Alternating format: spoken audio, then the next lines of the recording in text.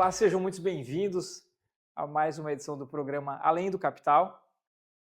Para quem já acompanha ou para quem não acompanha, isso é um programa que ele foca em assuntos direcionados para a parte de gestão de patrimônio e que vão além do aspecto apenas financeiro. E hoje eu estou com um grande amigo e um especialista na parte de planejamento patrimonial, planejamento sucessório, planejamento tributário, que é o Israel. Cara, primeiro, obrigado mesmo por ter vindo, Isso. aceitar o convite, o desafio. Prazer.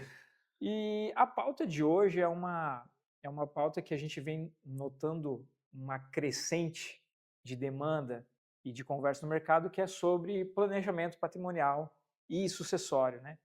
Então, nada mais justo do que eu ser um aluno hoje aqui, e a gente tem algumas perguntas aqui para direcionar um pouco o conteúdo, mas acho que antes de mais nada, Israel, mais uma vez, obrigado, e eu queria que tu contasse um pouco o porquê, né?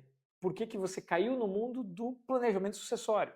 Porque dentro do ambiente jurídico, cara, você tem infinidades de áreas para trabalhar e por algum motivo você vocacionou um pouco mais para isso. Tem algum aspecto que foi apenas negócios ou tu tinha um feeling mais pessoal relacionado a esse assunto? Bom, primeiramente, obrigado, André. É um prazer estar aí contigo. Só retire o que disse com relação à questão de aluno, porque ele me ensina muito mais do que Pô, ele que que com isso. certeza aprende. Mas vamos lá, cara. Quando a gente pode falar de um tema que a gente já vivencia e já trabalha, já tem bons anos, basicamente 2 décadas, é sempre bom a gente trazer um pouquinho da experiência que temos, mas ainda muito longe daquilo que a gente precisa saber de fato com relação aos temas, né? Para mim foi uma questão muito natural, porque eu trabalho com isso desde 2003, 2004, 2004, quando eu entrei no escritório de advocacia, que a então sócia já lidava com esses temas de planejamento patrimonial e sucessório. Na época não era o tal do PPS, que está hoje muito difundido. Era basicamente montar uma estrutura societária, Holdings. holdings. Na época se falava ainda muito em administradora de bens, que já fica o primeiro disclaimer, né? Administrador de bens e holding patrimonial é exatamente a mesma coisa. A diferença talvez muda só a conta de honorários, né? Muita E a gente nomenclatura, né? os honorários, vamos, É, holding holding é mais patrimonial, pô, caro. peraí, cara, já aumenta 20% ali. Mas então é basicamente a mesma coisa e trabalhei com ela bons anos, aprendi demais, ela é uma excelente profissional até hoje, a gente tem bastante contato. Legal. E saí de lá, fui para um outro escritório, mas isso sempre fez parte, né, da minha vida profissional, apesar de eu ter me tornado um tributarista, né? Então a minha formação primária é tributária, mas que está diretamente associado a É isso. o que eu ia falar, né? É, Acho que hoje em dia a gente vê muito a parte do planejamento patrimonial em prioridade ocorrer, me corrija se estiver errado, ela ocorre muito mais motivada por questões tributárias do que sucessórias, ou eu estou errado? é o famoso que dói no bolso, né? Que dói no bolso, É porque isso aí. veja como é que é, né? A gente chama de matriz de incentivo. O que que faz a pessoa se mexer na prática? É difícil tu falar de questões muito abstratas, do tipo, o planejamento patrimonial e sucessório vai te evitar, ou pelo menos vai minimizar a chance de ter problemas futuros com brigas entre os herdeiros, né, para buscar um patrimônio que eventualmente não lhe caiba, enfim. É uma coisa que está talvez muito tempo distante e já ouvi de cliente, tá, mas quando isso aconteceu eu já não vou estar mais aqui, né? Então isso é muito perfil, né? O cara que tem uma É, preocupação maior com perpetuidade, né, em deixar a família bem sobre todos os aspectos, né? Bem financeiramente, naturalmente, mas bem em harmonia, né? Em regras claras, em o que vai ser para quê e por qual razão é assim. muito bom. Mas como falei, isso talvez esteja muito distante. O cara está lá no dia a dia, né? Desculpa o termo, mas o pau pegando, né? Tendo que resolver. Tu sabe como é que é empresário, né? Tendo que resolver os pepinos do dia a dia. Pô, peraí. A última coisa que o cara quer é pensar na harmonia do lar. Exatamente. Aí ele pensa assim, mas peraí, quando pesa no bolso, Quando sai notícia de mais vai imposto, aumentar o ITCMD para alíquota de 20%. Pô, peraí. é Porque isso tem aí. outro fator também, né? Já aconteceu com clientes nossos que não fechou o trabalho, porque, não, mas peraí, ITCMD é uma conta que vai ficar para os meus filhos. Até ele perder a esposa, casado em comunhão universal. Perdeu a esposa, ele não fez o planejamento, e aí o que aconteceu? O ITCMD virou uma conta dele. Hum. E ele viu o tamanho disso. Então, é por isso que eu digo, o bolso é um vetor, é um fator sem dúvida. Mas daí também vai muito perfil. aquele cara que consegue projetar e pensar, não, eu quero minha família bem, não que isso seja uma garantia absoluta, é evidente que não é, porque afinal existem seres humanos envolvidos nesse processo, mas é um fator. E aí quando tu fala em conta, em ITCMD, em custos de inventário, acaba sendo, né, um chamariz para, não, peraí, vamos olhar, vamos olhar. Legal.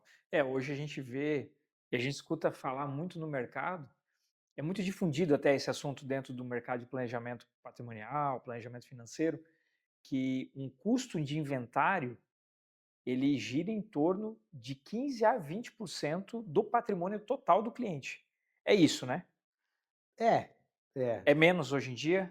talvez seja, mas muitos colocam nessa conta um fator muito longe de ser concreto, que é eventualmente o inventário não resolvido num tempo Ok. adequado. Então, que daí é o fator contingência. A família não se alinhou, não está, né, não existe uma definição harmônica em relação à destinação dos bens, do decujus, né, do falecido, e aí a gente vê até hoje, né, processos de décadas, né, de 10, 15, 20 anos, e aí se tu tens uma família dependente, eventualmente de uma empresa ou de ativos que estejam, né, em discussão, a tendência é que o prejuízo seja muito maior do que 15, 20%, porque tu pode colocar inclusive a própria empresa em xeque. Deteriora o patrimônio, né? Então Teve assim, um caso, acho muito legal, você pegou um ponto ali de décadas, né? Acho que todo mundo tem um amigo ou conhece alguém que está a vida inteira pagando inventário de um pai ou de uma mãe falecida, né? Eu mesmo conheço alguns colegas da juventude que, pô, até recentemente eu escutava, não, ainda estou pagando inventário do meu pai. Acredito que seja por conta disso. Mas eu tenho um caso muito emblemático assim de falar. Num antigo escritório de investimento nosso, a gente tinha uma família que eles tinham, vamos lá, tinham uns 20 milhões de patrimônio total, imobilizado e líquido, mas geralmente a maior parte do patrimônio é imobilizado ou ativos não líquidos, né? E o patriarca morreu e não tinha o planejamento sucessório montado. E eu me lembro, na época, da família ter que correr com vendas de ativo meio que a preço de banana para poder gerar liquidez, para poder acessar o patrimônio. Ou seja, porque eles não tinham caixa, o dinheiro estava todo na conta do patriarca, morreu, aí vem tecnicamente, aqueles bloqueios de conta, cara, a família ficou sem dinheiro. Aí tinham acesso a algumas salas comerciais, eu lembro que assim, pô, torrando para conseguir pagar as contas do final do. Cara, foi um caos, assim, eu lembro que foi um caos. A viúva, na época, nos procurou, tentou verificar se a gente conseguia acessar a conta do. Cara, não tinha mais como, então foi muito emblemático. E daí, acho que, em linha com o que você está falando, tem uma pergunta aqui. Como é que a família chega até você? No sentido assim, quais são as dores mais comuns? Quais são as portas de abertura, né? Quando que uma família, geralmente, ela é motivada a te procurar e não o inverso? Quando é que você vê assim, pô, chegou tarde, dá tempo? O que tu percebe que é o maior movimento de famílias vindo procurar para fazer o planejamento patrimonial? eu acho que hoje, para tudo, nós temos que ser multicanais, né? Nós temos que estar em vários meios, várias plataformas e tudo mais. Nós somos um escritório de direito empresarial, nós atendemos fundamentalmente empresas, né? E famílias empresárias, naturalmente, porque, Ok. né, 90 e tantos por cento das nossas empresas são familiares aqui no Brasil ainda. Então, é um caminho natural, né? Esse tema ele já está no radar, não porque eu trabalho com isso há mais de 20 anos, mas porque a gente vivencia isso na prática, né? Inclusive os problemas que vêm quando isso não é resolvido, não é feito lá no passado, que é o planejamento em si. Então, a gente sempre procura instigar, trazer à tona, né? Manifestar, ó, já olhaste para isso? Vamos pensar numa estrutura societária? Geralmente, então, é mais provocativo. Mais provocativo, mais provocativo. Até hoje é assim, mas vou trazer outros paralelos. É um processo que exige maturidade, diversas vezes. Não precisa, enche várias mãos de a gente ter provocado, mas o cliente, a pessoa que será eventualmente sucedida, não está no momento para isso ainda. Entendeu? Então, fizemos conversas há 3, 4 anos. Ele não ouviu, ok, acho que faz sentido, mas não voltou falando, E é não, isso. Até que em algum momento ele, opa, por qualquer razão, porque ele ouviu uma notícia de um aumento de ITCMD, porque ele teve um familiar, um parente que faleceu e gerou um problema na família, porque um amigo teve uma situação parecida, Hum. sabe? Então, já está lá, a sementinha já está lá, mas ele não se atentou talvez à necessidade de se fazer, até porque eu costumo brincar que o empresário, quando não por ser só multitarefa, ele chega no estágio que às vezes ele se acha até meio invencível, né? Dizendo, putz, eu não vou nem Vou morrer. morrer nunca. E ainda tem Então, aquele empresário que a gente escuta falar que quando eu morrer eu quero que meus filhos que se virem, né? diversas vezes, tá? Então, mas esse agora, hoje em dia a gente vive a era digital, né? Então qualquer um que já falou um termo holding, que abriu as redes sociais, vai aparecer um vendedor de curso, ou um expert falando de holding, e naturalmente ali tem muita gente boa, né, que fala coisas que Mas são tem muito adequadas. vendedor de sonho, E né? também tem coisas que não se aplicam, né? Tu tens, e aí vem outro fator, o planejamento patrimonial e acessório, ele segue uma ordem natural, ele segue um desenho padrão, mas ele tem que ser necessariamente personalizado. Não tem Perfeito. como dizer, assim como somos todos diferentes, não tem famílias idênticas, né? E acho que Existem casos similares, mas não existe. e lá no escritório a gente costuma brincar, tu tem que vestir o teu planejamento, o planejamento de acordo com as necessidades do cliente, né? O cliente, a gente tem que entender, por isso que envolve uma anamnese, né, no meio de saúde ali que se fala, profunda para entender o que é importante para o cliente. Pô, agora tu tocou num excelente ponto, tá? Um excelente ponto mesmo. Há pouco tempo atrás eu estava conversando com um cliente e ele estava estudando a hipótese de montar um planejamento patrimonial mais adequado. E eu lembro que ele, de alguma forma, ele quis dizer de forma pejorativa que é Ctrl-C, Ctrl-V, o que o advogado fez para o cara lá, ele vai fazer para mim, e acho que tu está batendo no ponto exatamente que não é, né? Que às vezes até as minutas do contrato ela vai ser totalmente diferente de um outro caso, né? Uhum. Mas trazendo um pouco para as práticas, né? E até mesmo para uma audiência leiga, que a gente espera que quem esteja assistindo isso são pessoas que se identificam e estejam procurando a ideia, mas não sabe ainda, não tem clareza. Então, quais são os sinais que você iria sugerir para uma pessoa? Ó, se você está tendo esses sinais, vale a pena dar um passo a mais e começar a olhar para um planejamento patrimonial. Existe alguma, assim, uns 4, 5 itens que você, cara, isso aqui é sinal claro de que precisa de um planejamento patrimonial aqui? Uhum. Bom, são vários sinais, né, naturalmente, mas acho que tem alguns que pesam, que preponderam. O fato de ter uma estrutura dependente de ti.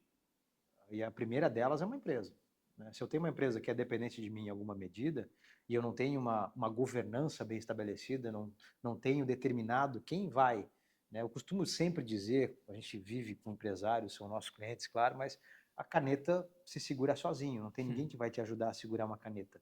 Então, eu preciso ter alguém segurando essa caneta na minha ausência. E aí que começa muitas vezes o problema. Porque gente, 90 e tantos por cento de novo das empresas não tem isso bem estabelecido, Perfeito. né? Não, e legal, até complementando o que você está falando, quando a gente fala de planejamento patrimonial, a gente não está estritamente falando só de planejamento patrimonial familiar, aquele sucessório. A gente envolve tudo, né? As empresas, em algum nível, como você mesmo falou, vocês atendem a parte corporativa. Então, tem uma questão de governança corporativa, governança societária e governança familiar, né? Acredito que são esses três pilares que permeiam um bom planejamento patrimonial, né? Perfeito, é esse o ponto. Eu trouxe só um exemplo que é em relação às empresas, que é o nosso dia a dia, mas já em 2000 deve ter uns 10, 12 anos, isso, pouco depois que eu entrei na Bastos, no escritório que eu sou sócio hoje, surgiu uma necessidade de um cliente que não era empresário, mas ele tinha uma área de terras e ele queria lotear essa área, né? E ele nos buscou por uma necessidade pessoal. Ele estava em atrito com um dos filhos, ele queria deserdar o filho por alguma razão e ele queria entender quais seriam, né, os direitos ou o que ele poderia fazer em relação a isso. A partir disso, a gente identificou uma necessidade sucessória, né, por uma questão pessoal. De novo, ele não era empresário, ele era proprietário de uma área de terras com o objetivo de lotear. Ali foi um fator familiar, pessoal e naturalmente já muito rapidamente entrou no aspecto tributário. Quando ele fosse lotear e quando esses lotes fossem vendidos, o custo tributário na venda e comercialização desses lotes seriam muito superiores através de uma estrutura societária, ou de imobiliária, administrador de bens, do que se fosse na pessoa física, né? Então, talvez o outro sinal seja a questão patrimonial, né? Então, quanto tenho? Quanto tenho e quem é dependente de mim, não necessariamente através de uma empresa. Isso tem instigado muita gente que achava até pouco tempo que o planejamento, o PPS, não era para mim É porque eu só não para tenho gente empresa. rica, é só para gente Só grande. para gente grande, só para gente rica. Mas pô, peraí, o cara tem lá 3, 4 áreas de terra grandes que ele recebeu até de herança, muitas vezes que não foi decorrente do fruto do próprio trabalho, mas que já tem um valor de mercado representativo e se eventualmente trabalhar essas áreas, esse valor vai quadruplicar eventualmente. Aí tem mais 2, 3 imóveis pessoais, um apartamento na praia, tudo isso quando entrar em inventário pode representar um custo alto.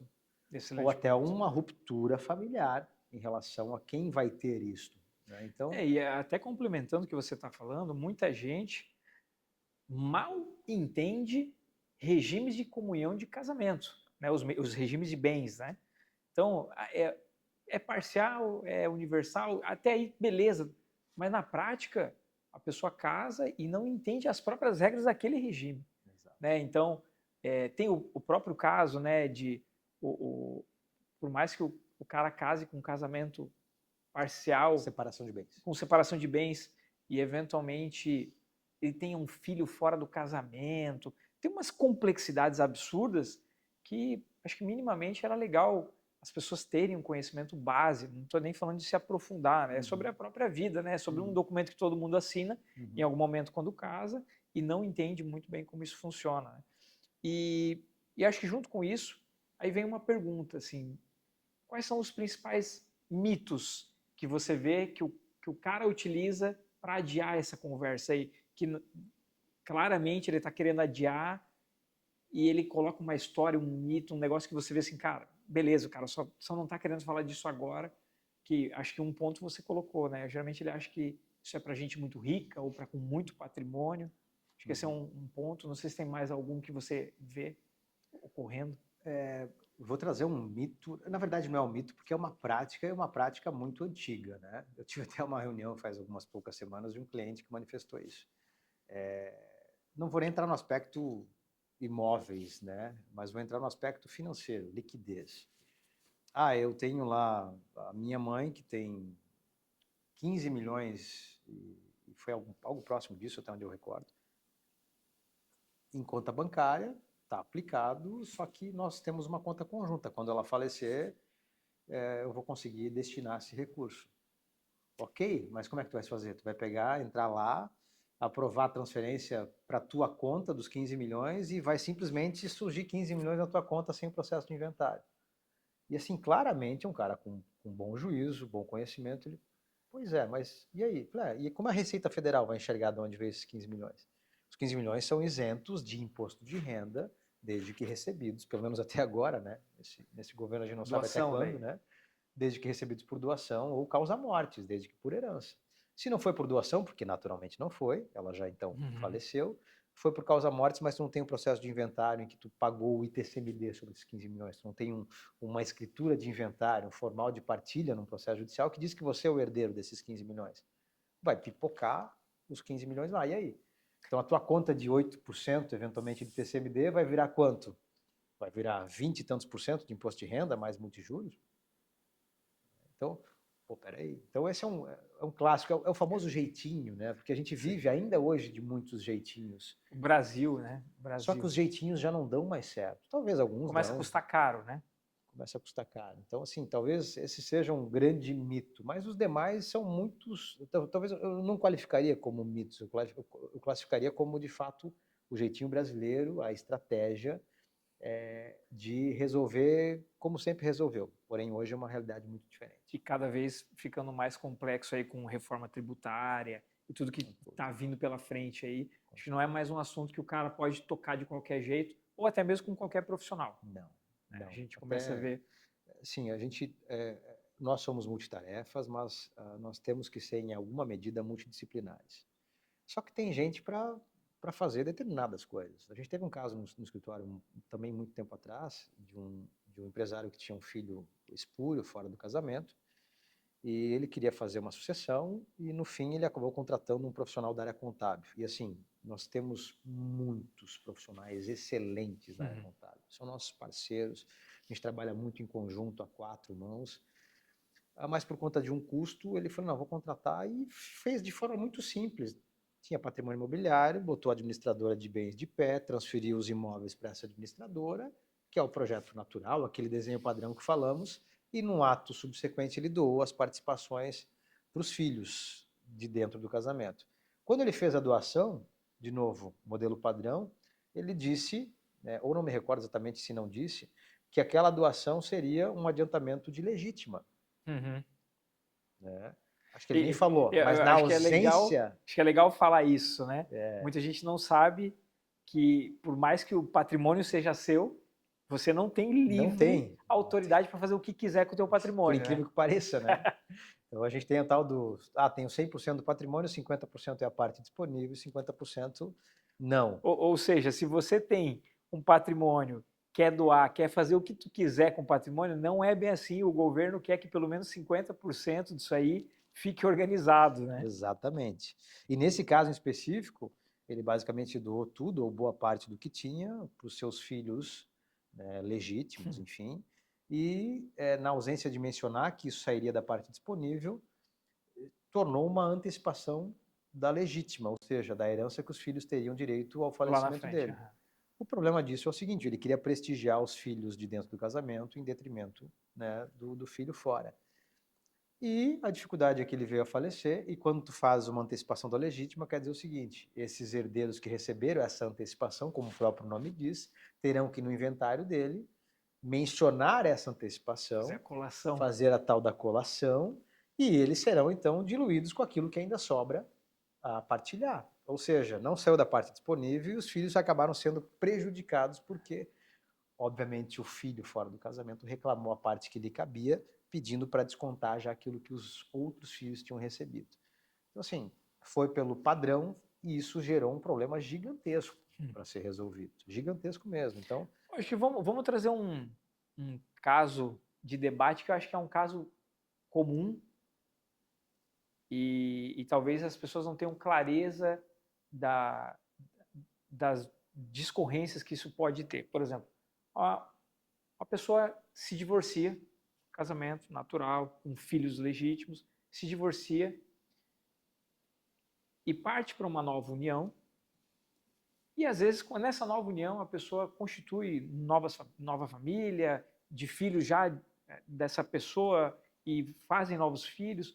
Quais são as complexidades ou quais são os temas que podem prejudicar o patrimônio como um todo, por exemplo? Porque eu vejo, é muito comum o empresário, o patrimonialista, ele gerar algum certo acúmulo de patrimônio e ele ter uma resistência de fazer o processo de sucessão.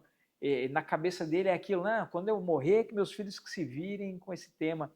Mas na prática, assim, qual é o efeito maléfico que esse tipo de mentalidade pode ter para com o patrimônio e com os sucessores ou até mesmo para com ele próprio? a gente vai voltar de novo na questão do perfil. Esse exemplo que estás colocando na mesa é um exemplo clássico de fórmula de problema, porque muitas vezes o problema já existe. Se eu tenho uma família que está harmônica, que, enfim, convive bem, que os filhos trabalham com o pai na empresa e tudo mais, ali já pode dar problema, porque na ausência do pai, né, talvez muitos, como falei, queiram segurar a caneta, e eu costumo brincar, e isso vale para homem e mulher, tá, gente? Não é só para homem, pelo contrário, o travesseiro fala, né?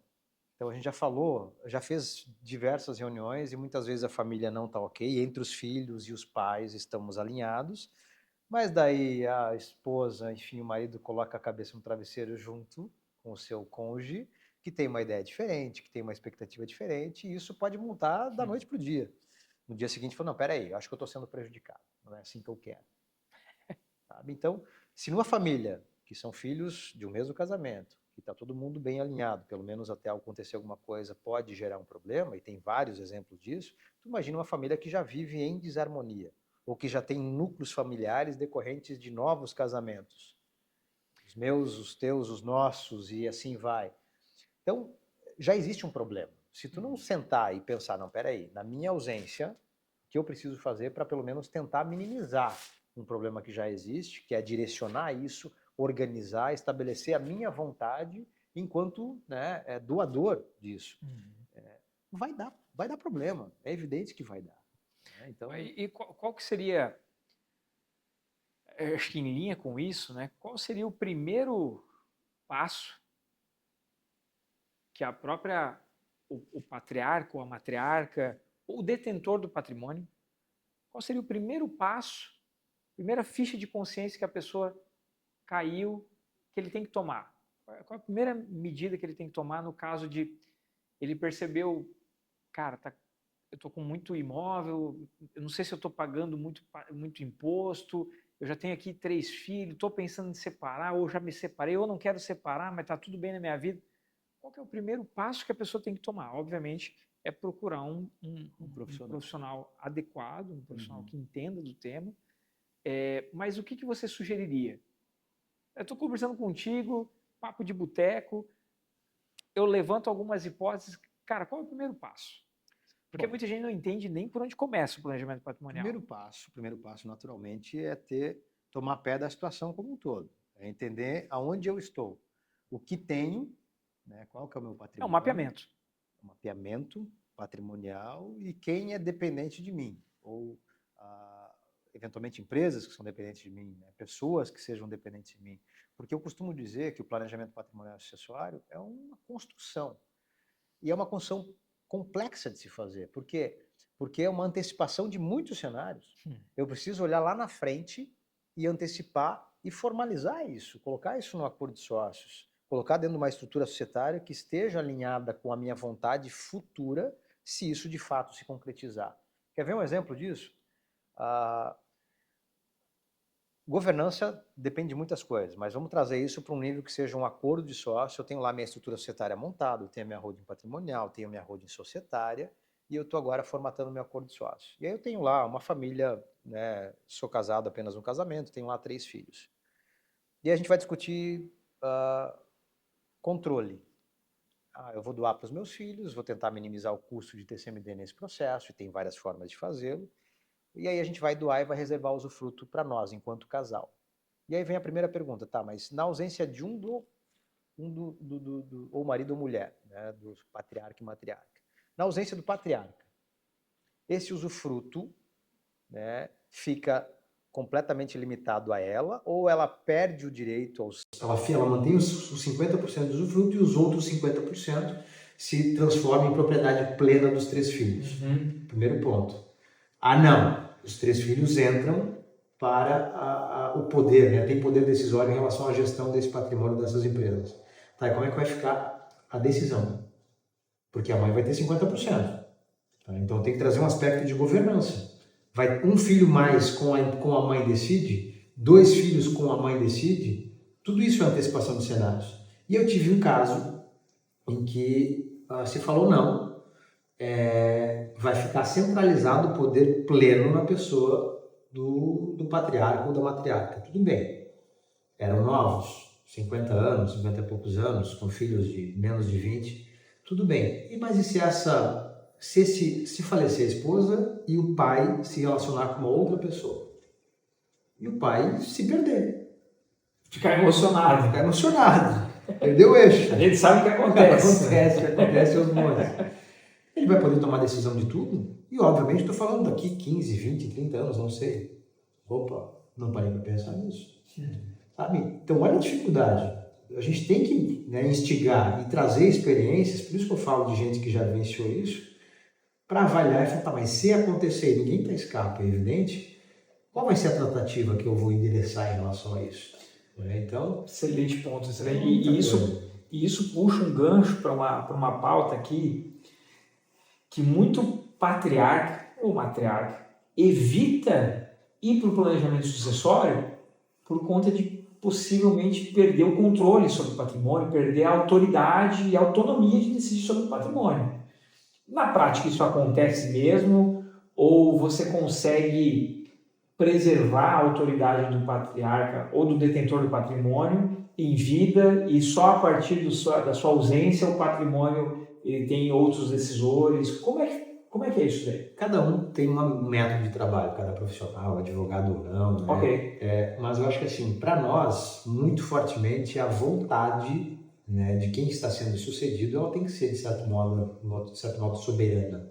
Ok. Desde que ele esteja, né, bem instruído e avalie tudo com a clareza que precisa.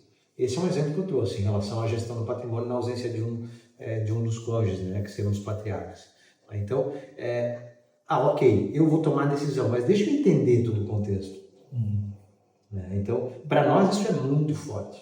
Se a gente percebe que ele não compreendeu exatamente, a gente vai fazer quantas reuniões forem necessárias até de fato ele compreender para poder tomar a decisão. Sabe? Porque, e muitos fazem isso no automático, não dão a importância necessária, aí que vem um ponto que eu acho que é crucial, porque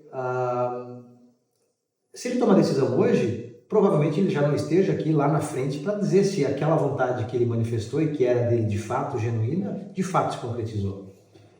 E aí ele vai ter que confiar nos profissionais que estão auxiliando ele. Perfeito, perfeito. Entendeu? Legal. Então, e é muito, vocês que fazem gestão de patrimônio, muito fortemente isso, a gente da mesma forma. Então, é por isso que tem que cuidar. A gente sempre costuma dizer, ouve mais um profissional. Vale a pena. Busque opiniões, né? Não fique, confia muito em mim, ok, mas tu estás inseguro de alguma forma, se tu não conhece nosso histórico e isso tudo, busca alguém que, né, tu vai poder fazer um double check, não, peraí, vamos buscar uma visão diferente. Se às vezes tu tem um diagnóstico de um médico que tu, peraí, acho que não, será? Um procedimento cirúrgico, deixa eu buscar uma segunda opinião. É algo importante, E eu acho que muda toda a estrutura da vida da família. Da vida. E acho que é algo, assim, né, André, são conversas difíceis. E assim, acho que até nós, né, nós somos adultos, nós temos que ter conversas difíceis. Muita gente protela porque eu não quero entrar nesse tema. Né? E a gente está falando de família que almoça domingo sempre junto, sabe? Então todo mundo acaba, que talvez venha aquele sintoma, né, de vamos deixar para depois, não precisa já, tá tudo bem. Mas nós temos que ter conversas difíceis. Pô, e você tocou num ponto agora que é isso, né? Acho que nós somos adultos e adultos têm que ter conversas difíceis, né? Acho que o ponto o ponto mais crítico que faz com que esse assunto avance de fato dentro da família ele precisa ser patrocinado pelo principal decisor do patrimônio, porque senão não anda. Não adianta o herdeiro querer brigar para que seja feito um planejamento patrimonial. Acho que esse é um ponto muito importante. E sim, o patriarca ou, enfim, os decisores do patrimônio têm que estar de acordo com esse movimento, né? Senão as coisas não vão acontecer.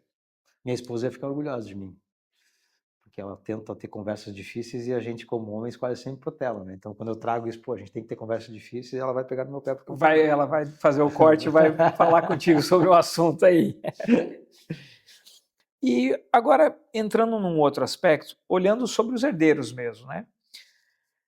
Quando a gente fala que o planejamento patrimonial ele envolve um planejamento societário em algum nível, né? Planejamento da própria família.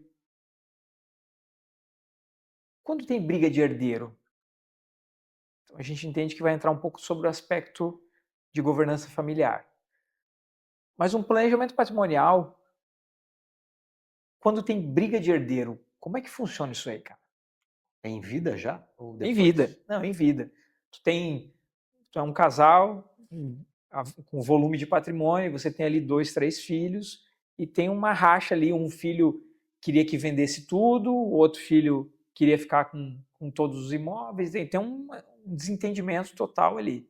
O que consegue se fazer nesse cenário? Porque a preocupação do patriarca, dentro do que a gente percebe, é preservação e legado.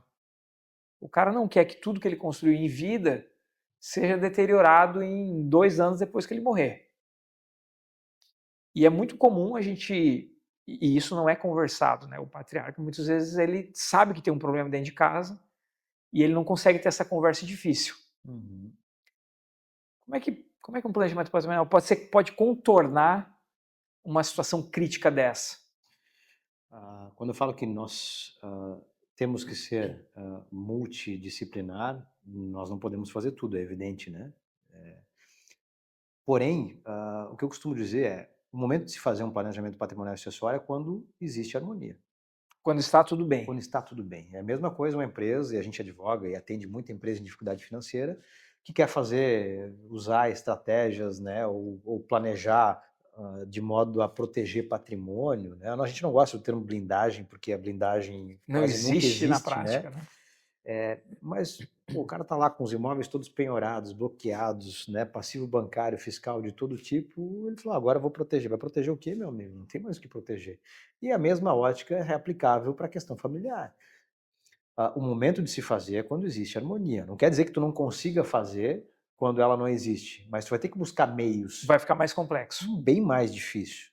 E aí o ponto é, de novo, de modo estratégico, né? A gente tem que planejar e aquela antecipação de cenários. Eu tenho que entender, se um filho não quer, né, a chance de ele reclamar algum direito, né, ou se entender preterido em relação a isso, é muito grande. A chance de, sei lá, beira quase 90, 100% dele falar, não, vou reclamar alguma coisa na ausência do meu pai. Hum, Então a gente tem que olhar para isso e tem que legal. colocar uma estratégia de pé para, se porventura isso acontecer, a gente estará, né, primeiro, naturalmente aplicando aquilo que a lei estabelece, um exemplo daquela questão da legítima, da antecipação, né, da parte disponível e tudo mais. E acho que fundamentalmente tem que ser algo factível. E aí vem o ponto que eu acho que é fundamental, André. A gente teve uma situação no escritório de um empresário que botou os dois filhos para trabalharem juntos, quando qualquer um que convivia um pouquinho com a família sabia que isso nunca ia acontecer.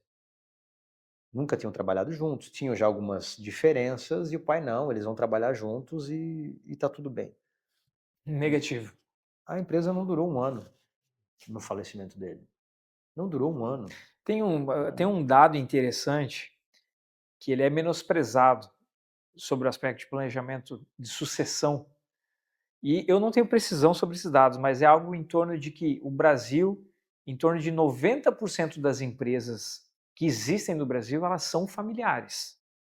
Ou seja, ela é gerida pelo pai, pela mãe, pela filha, pelo filho. Então ela tem um de cunho mais familiar. 90% das empresas do Brasil. E estatisticamente, empresas familiares tendem a não passar da segunda para a terceira geração. Ou seja, a gente tem 90% de todas as empresas que existem no Brasil em risco de não existirem numa terceira ou numa quarta geração. Então, isso é claríssimo a necessidade de planejamento patrimonial, planejamento sucessório, planejamento de governança corporativa. Então, isso é um ponto muito crítico, né? E isso vem junto com uma pergunta que quais são os erros mais comuns, cara, que você vê que é típico do patriarca, ou do empresário ou do detentor do patrimônio, que ele quer fazer o planejamento patrimonial, não quer contratar alguma banca especializada e faz daquele jeito, com um contador e não, põe a holding aqui, bota os imóveis. Eu ouvi falar que é assim. Quais são os erros mais comuns que você vê nesse cenário? E quais são os impactos que você já viu que isso ocorreu? Não sei se você tem algum case para falar. Pô, tem vários, André. Vários, vários. Assim, não sei nem por onde começar, mas eu acho que a grande dificuldade, eu acho que vale para a vida, né? É não ouvir. É não ouvir, né? Não ficar atento ao que está no teu entorno. E não ouvir todos os pares, né? Ou todas as partes dessa equação. Bons profissionais, como já falamos, a família. Uhum. Porque o cara pensa assim, tá, eu quero deixar um legado, eu quero que isso se perpetue. Mas ele não nem escuta os filhos se eles querem se manter à frente dos negócios. A gente vê diversos exemplos. Pô, o cara tá lá meio que obrigado. Não é o que eu quero, não é o que eu sonhei, o que eu imaginei. Né? Então o pai pensa, tá, mas eu posso tornar isso perpetuar, mas não necessariamente com meu filho. Então, Ok. assim, isso Pode trazer um profissional do não, mercado. alguns não gostam desse termo de profissionalizar, mas eu tenho que estar aberto, eu tenho que ouvir, entender, né, o que cada um quer na prática. E o inverso também é verdadeiro. Olha só, eu estava numa imersão agora com um grupo de mais de 100 empresários e surgiu esse tema, o seu José Koch, que é o CEO do Grupo Koch, falou uma fala sensacional, um testemunho sobre bom, a empresa deles é um Um sucesso, né, um case, né? case absurdo, e ele falou muito de sucessão e falou da necessidade de ter um acordo societário. e que esse acordo societário seja revisitado de tempos em tempos, ele não fique lá escrito em pedra Não é e... estático. Exato. E bateu muito nisso, ele falou por quase 1h30 e ficou muito latente isso, e todo mundo se atentou. E aí uma outra empresária, a cliente nossa, inclusive, trouxe, ele falou, pô, a gente está revisitando o nosso agora porque a gente colocou dentro do acordo, já foi feito há algum tempo, muitas regras para trazer o sucessor para dentro. O cara tem que trabalhar 5 anos numa outra empresa, o cara tem que ter faculdade disso, mestrado Legal. disso e tal, tal, tal. As pessoas se sentem tão pressionadas e falam, não, isso não é para mim. Se eu vou ter que passar por tudo isso para ter a oportunidade de trabalhar na empresa da minha família, Tô não quero, fora. tô fora. E aí ela trouxe uma visão, que era o que a gente estava provocando na conversa, e a possibilidade de trazer desde jovem, né, desde os 18 anos, fazendo faculdade ou não, sentindo o cheiro, né, e no caso dela, do segmento dela, sentindo o cheiro da malha, né, olhando para a empresa desde novo, sentindo o apreço, o valor, né, sabendo o que foi trabalhado, suado para construir isso. Óbvio que tu vai trazer regras, é evidente que sim, mas não regras que inviabilizem a entrada. Perfeito. Entendeu? Então, sim, são dois paralelos e duas situações muito opostas para mostrar para ti que não existe, né, nada, como eu falei, escrito em pedra ou de forma absoluta. Tu tem que olhar, tu tem que ouvir, tu tem que ser sensitivo, tem que entender esse contexto todo, a tua família em especial, para saber o que serve para ti e o que não serve. Um bom ponto. Geralmente o patriarca ou a matriarca, eles querem que o sucessor pague o mesmo preço que ele pagou para poder acessar. E, na prática, querendo ou não, a hora que esse patriarca ou matriarca vier a falecer, essa pessoa vai acessar esse patrimônio, seja por legítima disponibilidade, ou seja por um fator unicamente de que é de direito, né? Então, acho que é um ponto muito válido de todos sempre pensarem. Acho que não é necessário você ter uma grande corporação, acho que não é necessário você ter 50 imóveis. É o que você falou, sou casado, tenho 2 filhos, um filho já é o suficiente para você pensar, pois se eu morrer amanhã, meu filho vai ter que arcar, como é que vai ficar isso aqui? Já começa a pensar. Claro que existem níveis de complexidade de planejamento patrimonial. Existe um planejamento simples, um caso de uma família que tem 1 ou 2 imóveis, e tem famílias que nem você falou, que tem empresas, tem terras, tem participações em vários negócios, e daí exige, obviamente, mais profundidade de conhecimento sobre o tema, né? E supomos, então, seguindo uma jornada aqui, né? Então a gente falou um pouco de dores, que trava para que a pessoa entre no processo de planejamento. A gente falou um pouco sobre premissas para de fato ocorrer o planejamento. E durante o processo de planejamento, o que você vê muito que trava? Cara, a família deu ok, legal, a primeira reunião foi boa e parou, cara, e não andou, ou até eventualmente descontinuou o plano. O que você vê assim que pode ocorrer? Eu resumiria isso em basicamente dois grupos de situações, que é custo e decisões difíceis, né? E como eu resumo, como eu classifico isso? O custo a gente tenta de todo modo, antes inclusive até de ser contratado, muitas vezes, dar uma estimativa. Bom ponto. Entender o que é importante. Porque a gente já recebeu clientes dizendo o seguinte, olha, eu não quero pagar R$ 1 de TCMD, porque já paguei imposto a vida toda, e quero fazer da forma mais barata possível. Não quero dar dinheiro para o governo. Existem várias formas, existem até meios de se fazer isso. Mas ele eventualmente vai perder controle em relação ao patrimônio. Então o que é mais importante para ele?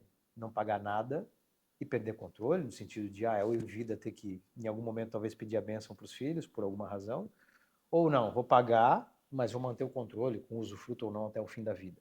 Então é o primeiro ponto.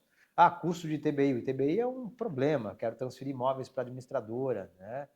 O próprio TCMD, então a gente sempre tenta buscar capturar o que é importante e mostrar cenários, né? Antecipar isso, para que isso não se torne no planejamento ou na execução dele um problema. Veio uma conta lá de ITBI que eu não estava esperando. Não, a gente tratou disso, que poderia acontecer. E o outro ponto, como falei, são as decisões difíceis e quase sempre, não sempre, mas quase sempre, elas estão atreladas à construção de um acordo de sócio. Porque o acordo de sócios ele vai dizer ou vai ditar muita coisa a respeito do funcionamento da empresa, naturalmente, mas ele tem um caráter muito forte que é de ser ou representar também um ato de última vontade. Não estou fazendo testamento, eventualmente, que é um documento clássico para isso, mas vou fazer isso no acordo de sócio. Ou seja, na minha ausência, quem eventualmente vai segurar a caneta? Ou qual vai ser o processo para eleger um sucessor para ocupar a minha cadeira? E aí envolve, de novo, conversas difíceis, análises profundas em relação à pessoa ou às pessoas no entorno, né? Se faz muito pesquisa de perfil, né? Daqui a pouco, ninguém quer ser sucessor, mas daqui a pouco tem os 3 filhos lá, não, eu acho que eu quero ter a cadeira. Não, faça um trabalho com profissionais adequados, que não somos nós. Perfeito. Existem números que vão fazer uma análise de perfil, vão entender a pessoa, né? Vão casar as qualidades, as capacidades dela com aquilo que o cargo demandaria. Então, isso tudo é difícil, não é fácil, mas precisa ter vontade, né, e passar por todas as etapas para construir isso. Tem que passar os pedágios, não tem jeito. Não tem jeito, não tem jeito. Legal. E acho que indo para um fechamento aqui, mais uma vez agradecendo de verdade, cara, um papo muito, muito gostoso e espero que a gente repita Por favor. sobre outros aspectos também, que a gente sabe de toda a profundidade de temas que vocês conduzem no escritório de vocês.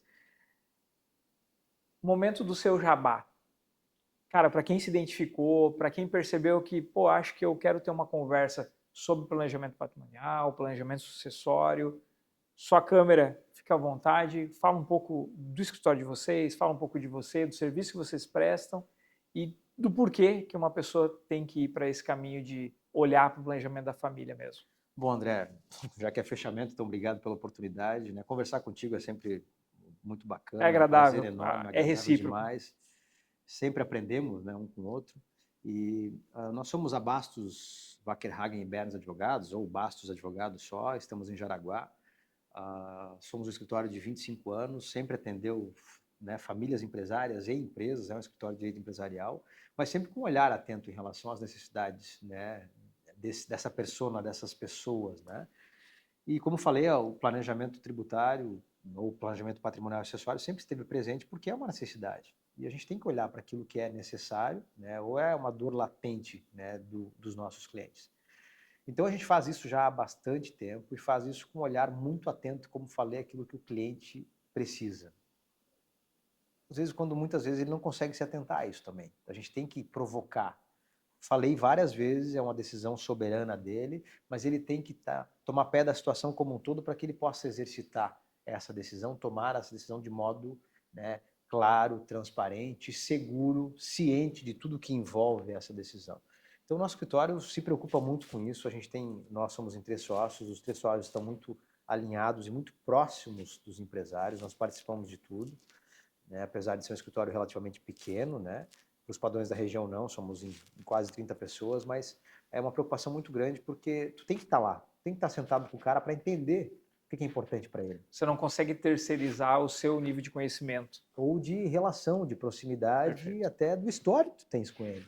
Então a gente faz isso muito, muito fortemente. Às vezes é um desafio porque a gente também quer crescer, quer expandir, e isso centralizado em poucas pessoas, como era a figura de sócios, limita a escala. Perfeito. Mas é um desafio que nós temos, como a gente está crescendo, ou pode crescer, para não ter essa perda. Né? Preservar a qualidade. Preservar, que acho que é a discussão de qualquer um, não só a nossa atividade, mas eu acho que a atividade intelectual ela tem isso, porque não é um produto, né? Perfeito. É um relacionamento. E isso acaba sendo um fator, mas a gente toma muito cuidado para isso. Então, assim, a gente está à disposição, mas eu acho que tem inúmeros profissionais muito competentes, né, e cada um na sua área. Como vocês fazem um trabalho de excelência, né, em atender, né, essas famílias, né, essas pessoas ou esses geradores de riqueza, essas estruturas, a gente está como uma parte, né, desse ecossistema que tem que olhar. Acho que olhar para a pessoa, né, a ponto de entender o que é importante para ela e como nós vamos colocar as necessidades dela, né, de pé e de modo bem atendido, como ela realmente precisa. Legal, cara, excelente. E fica o convite, se eventualmente você se identificou com esse assunto, ou conhece alguém que está precisando de um toque para estruturar melhor o inventário, o planejamento da família como um todo, clica no link que vai estar aqui na descrição do vídeo e ali vai ter um formulário e todas as informações que você precisa para identificar se você deve mesmo ir para um processo de estudar um planejamento patrimonial, sucessório ou não. E ficamos por aqui mais uma vez agradecendo o Israel e toda a equipe da BWB, que é a Bastos, Wackerhagen e Berns. Pessoal de excelente nível técnico, super queridos, gosto muito de vocês. Obrigado mais uma vez pela participação e nos vemos em breve. É um prazer, tamo juntos. Valeu, um abraço. Um abraço.